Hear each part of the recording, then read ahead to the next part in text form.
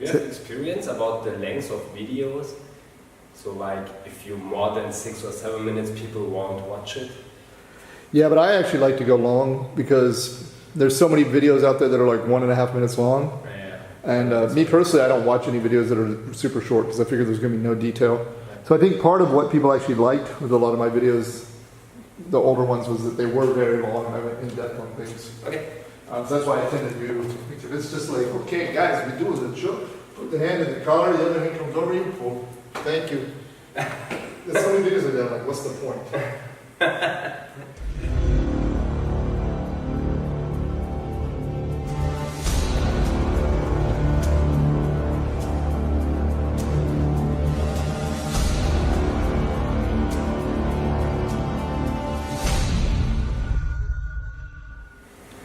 Hey, welcome to Gracie Schwartzwald. I'm here with my assistant Erkan Mente. He wanted to let everybody know that the reason he looks like this is we just got done with some hard training and hard bowling because you have to put your jiu-jitsu to the test.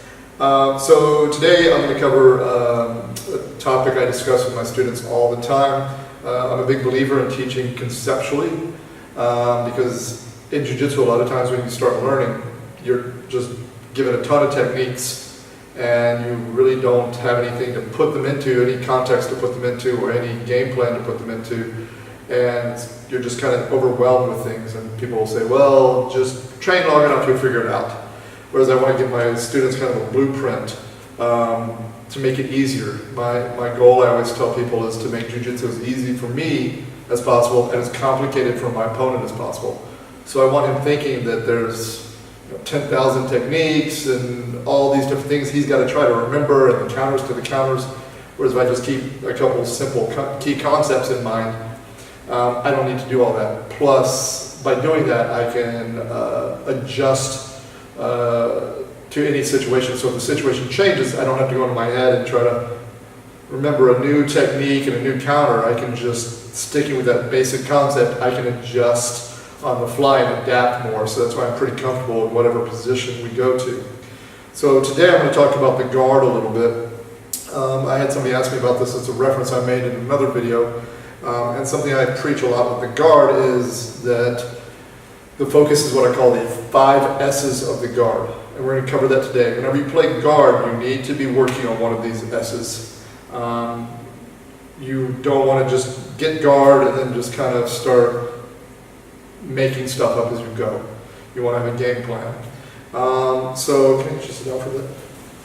So, the 5 S's, there's a defensive one, and that is obviously the most important one.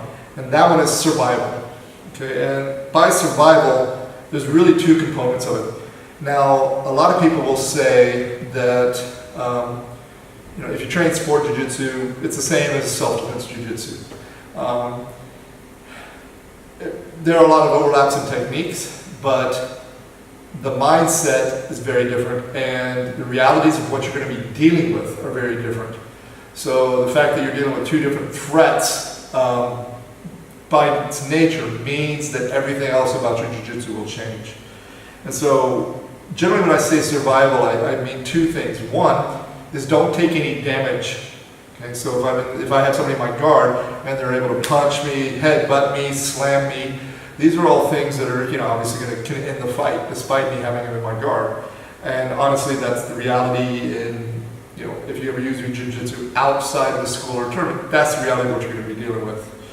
The second aspect of the survival is just not having your guard passed, stopping the guy from progressing to a better position. Now this is the one you're going to deal with more in a sportive situation, competitive situation. This is where most of the training goes in for a lot of schools, is stopping the person progressing to a position, because then he gets points. Now, you don't want to do that in a self-defense situation either, right? The reason you get the points is because it simulates a real fight. If he progresses past my guard to a dominant position, he can do more damage to me while remaining safer himself. So I don't want him to pass, but in a real fight, most people who are attacking you, if they've not trained, they're not thinking really passing, they're thinking just do damage to you. So you need to train your guard first and foremost to defend against damage. And then also as an adjunct to that, not letting him progress to a superior position. So if you're not training regularly to defend punches, to maintain correct controls, to limit head control, to stop him picking you up and slamming you, you're not really training the survival aspect. Conversely, if you have a guard that's like, Swiss cheese and he can just go through it, you're also not training to survival. So that needs to be your first training mechanism for the guard, is learning to avoid damage, okay, and learning to stop impacts in your guard. Now the other four are offensive, okay. So it's very important that you understand that the guard is a tool. Okay? A lot of people, they start training and they just kind of pick a guard that they think is cool, right, or that they're told is a good guard. But every guard is a tool. Every guard has its uses and its weaknesses. Again, I say the tool option. An analogy I tend to use when I explain this is, if I need to put a screw into something and I have $100 hammer and a $2 screwdriver, that $2 screwdriver is going to be more valuable, it's going to be more useful, even though it's only a $2 screwdriver, because it fits the problem. So with the guard, the uses that you're going to put it to, the offensive uses, are going to be the other four S's. They're going to be strike, submit, sweep, and stand up. Okay? Every guard will probably be able to address one of those four, but only to a varying level. So what guard you get, or what guard you use, is going to be predicated on which of those four you need to address most in the moment. And again, survival being the first one, the defensive one being the primary one. If you don't address that, the offensive ones won't happen. So for instance, if we're in a fight situation, and I'm here, and I'm kind of, go to half right, please. And I'm like reaching, I'm just doing all this, and we're having a real fight, I'm going to be eating a lot of damage here, okay? So I need to understand that if it's a fight situation, we're going to be, controlling more here, controlling here, getting into situations where I can defend the punches. So for the offensive ones, me personally, just because of my jiu-jitsu, my mindset is more self-defense fight-oriented. I rank them generally as, from most important to least important, being stand up, sweep, submit, strike. And now for a lot of people, a lot of jiu-jitsu schools, it tends to be submission, sweep, and often that'll be it, right? Occasionally you'll see stand up, but most often it's really going to be, as a guard, you just try to submit someone or you try to sweep someone. The reason I pick stand up is because, again, in a real fight, I don't want to be on the ground on my back. If we're dealing one-on-one, that's bad enough, but if I've got multiple opponents, I always want the option to get back to my feet. So situations like, a worm guard or something where I'm really kind of entangled, and I'm, here, and I'm doing all this, and I'm all, I'm here and here. If somebody's coming down to kick me in the head, it's going to be very hard for me to get up because he's going to be able to hold on to me. Versus, guard I talked about before, on butterfly guard, it's going to be a lot easier for me, one, to defend punches, and two, if I have to get back to my feet. Okay, so every guard is going to kind of be, dictated on that. And I have another video talking about the four ranges of guard, so you can, address that one to kind of see. So you'd have to say, well, if I want to submit, what are some good guards to submit from? Well, obviously you probably want him closer to you, so it's going to be, maybe things like a rubber guard or a closed guard, things like this, where I can get him very close to be able to attack.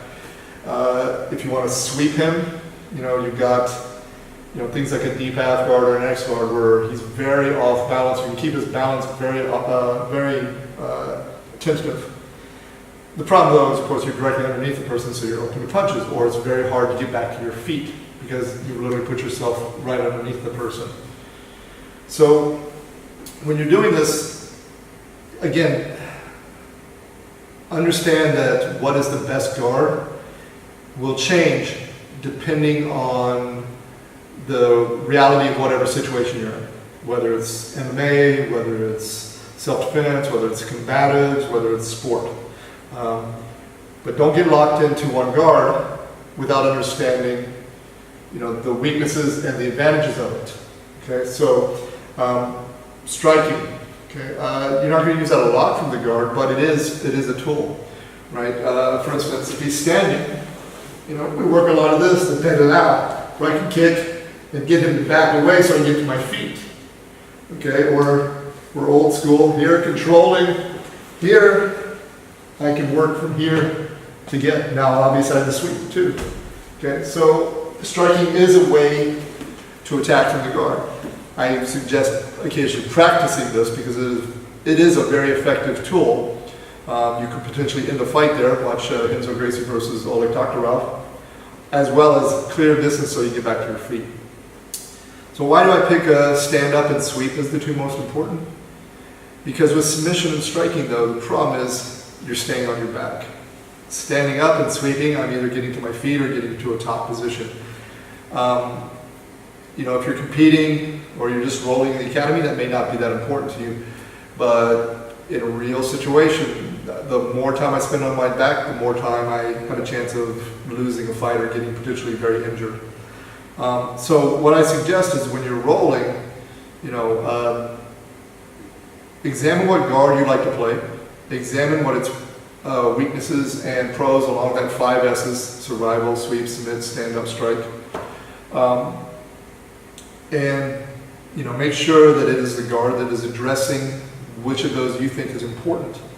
And if it's not, maybe start exploring a different guard. So if you're, again, me personally, like I said, I really like to be on top. I'm a smaller guy. I like to play a very heavy top game. So I'm a big believer in sweeping, as well as being able to get back to my feet. And here's the thing, if you get good at all 4 S's, he can't defend all 4 at once. I see some guys, they only try to submit from the guard. It's actually pretty easy to defend, right? Because if you just kind of stay tight, he can't get anything going. But when he tries to sweep you, if the person tries to add sweeping into the game, now I've got to open up to defend my base. Now it opens up submissions. If you add in standing up, now you've got another factor he's got to address. So now he's got to defend 3 different things. It makes it very hard for the person to settle into a proper defensive posture when he's got to defend 3 different realities. And of course, striking is also another aspect. But like if you at your academy do the, he's in my guard, he's got to pass, and I got to try to sweep or submit him, add stand up. If you're playing the guard, add that 3rd S, getting back to your feet. You'll see how much it changes how he passes. Right? So guys who are used to passing kind of loose on the outside, stand up, he's playing this kind of loose outside game. If I'm always doing this, that's why a lot of guys play that. Right? They play that loose outside game because it's harder for the guy to entangle and do all this. But the reality is, it's only because this guy's agreed to just lay on his back. Right? In a real situation, the guy's going to maybe try to get to his feet. And so now, if you constantly get into your feet, you'll see it'll change his passing. Right? He'll have to come in close and control you, and if you like to entangle, it's going to be easier to entangle him. If you're working on that defensive punching situation, you'll realize that you're going to be less focused on entangling the legs, which a lot of sport jiu-jitsu will be, and a lot more focused on entangling the arms. Right? So if we're rolling, it's going to be a lot more trying to control the head, controlling the arms, versus trying to control down here on the legs and play on the legs because now open to strikes. Okay? So those are our 5 S's. Every time I play guard, I'm thinking of one of those 5 S's, and I'm attacking one of those 5 S's. The defense one, the survival one, that's kind of at this point a given for me that I'm going to address that. But once that's properly addressed, I'm always cycling through those 4 if I can. In class, maybe not so much striking, but occasionally add that in. Work the old school Tali Tudu, I'm here, instead of coming here and setting up triangles, I can come here and start working maybe just a little bit, touch, get this. Because the reality is, in a real situation, if I do that, he's going to start giving me reactions, okay? And as my friend Dave Camarillo says, the greatest motivation to movement is getting punched in the face.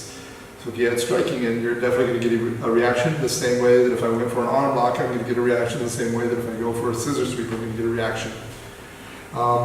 So don't think of worm guard or scissor sweep or sickle sweep or any of these things, arm locks, triangles, without thinking of the guard that best kind of fits what your goal is to do. Okay. So hopefully that helps you guys sort of simplify your jiu-jitsu. All right. And thanks for coming. Hey guys, I shot a video last night on the 5 S's of the guard, and I realized something I didn't explain a couple of the terms. I just really want to do that, so if you're pretty new to jiu-jitsu, you might understand. So to review really quickly, the 5 S's of the guard were survival, which is the defensive one, not getting punched or taking damage, or not getting your guard pass, survival. Stand up, sweep, submit, and strike. Okay, so specifically, again, I just covered survival. It's just not taking damage while you're on your back or having the person move to a better position. Sweep. Specifically, all sweeping is I'm going from a bottom position to a top position. So I'm reversing our positions. I'm putting him on his back and I'm coming on top. Okay, so any reversal for the purposes of this discussion, I'm calling a sweep. So your scissor sweeps, elbow rolls, daily heave sweep, whatever kind of sweep it is. It's just as long as it starts from the guard and I end up putting him on his back and coming to a top position. Submission, basically, joint locks, chokes. Those are really our 2 main categories of submissions. Executing that from the guard, you'll spend a lot of your time learning, all the different ones, kimuras, etc., triangles, whatever. Stand up is getting back to my feet. As I said before, for me, this is the most important one. One you should practice as much as possible, one that's not really practiced a lot. So really, that ability to get back to my feet, stand up, is primary to me.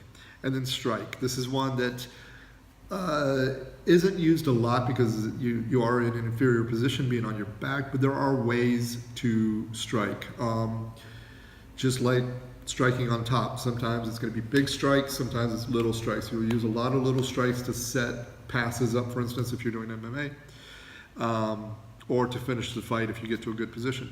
From the guard, I can also use little strikes. Say I go for a triangle, he wraps the arm around to hide his arm.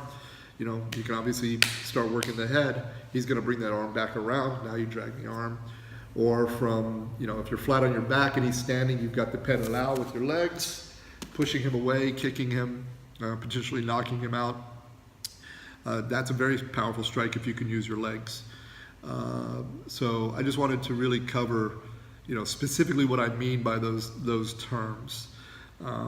So, in case you're new to jiu-jitsu and you weren't really understanding what I was saying. All right, thanks.